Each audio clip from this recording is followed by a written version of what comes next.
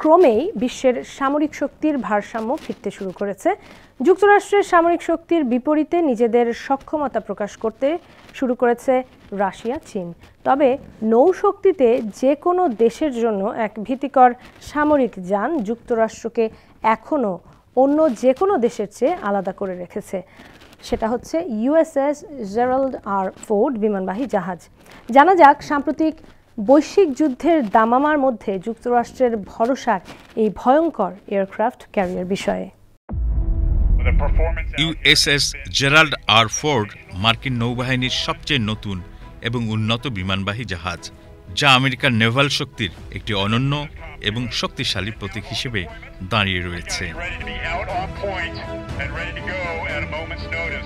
সক্ষমতা এবং প্রযুক্তিগত অগ্রগতির দিক থেকে এটিকে বিশ্বের সবচেয়ে শক্তিশালী জাহাজ বলা যায়। পারমাণবিক শক্তিচালিত জাহাজটি শুধু যুদ্ধের জন্যই নয়, বরং বিশ্বব্যাপী মার্কিন প্রভাব এবং শক্তি প্রদর্শনের জন্য ডিজাইন করা হয়েছে। অনন্য এই বিমানবাহী জাহাজটি একেবারেই আলাদা অত্যাধুনিক প্রযুক্তির কারণে।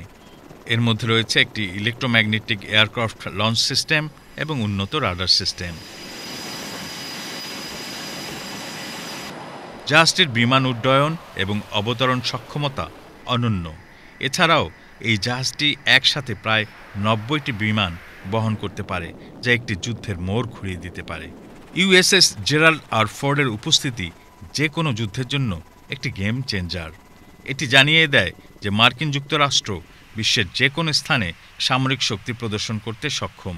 এই জাহাজটি কেবল একটি সামরিক সম্পদ নয়, বরং একটি কূটনৈতিক হাতিয়ার যা বিশ্বব্যাপী মার্কিন শক্তি এবং দৃঢ়তার প্রতিনিধিত্ব করে, বিশেষত দক্ষিণ চীন সাগর এবং মধ্যপ্রাচ্যের মতো অঞ্চলে আধিপত্য বিস্তারের ক্ষেত্রে। বৈশ্বিক যে কোনো যুদ্ধ কিংবা সংকট মোকাবেলায় ইউএসএস জেরাল্ড আর ফোর্ড নিঃসন্দেহে মার্কিন নৌবাহিনী এবং সামরিক বাহিনীর শ্রেষ্ঠত্বের প্রতীক বলা চলে।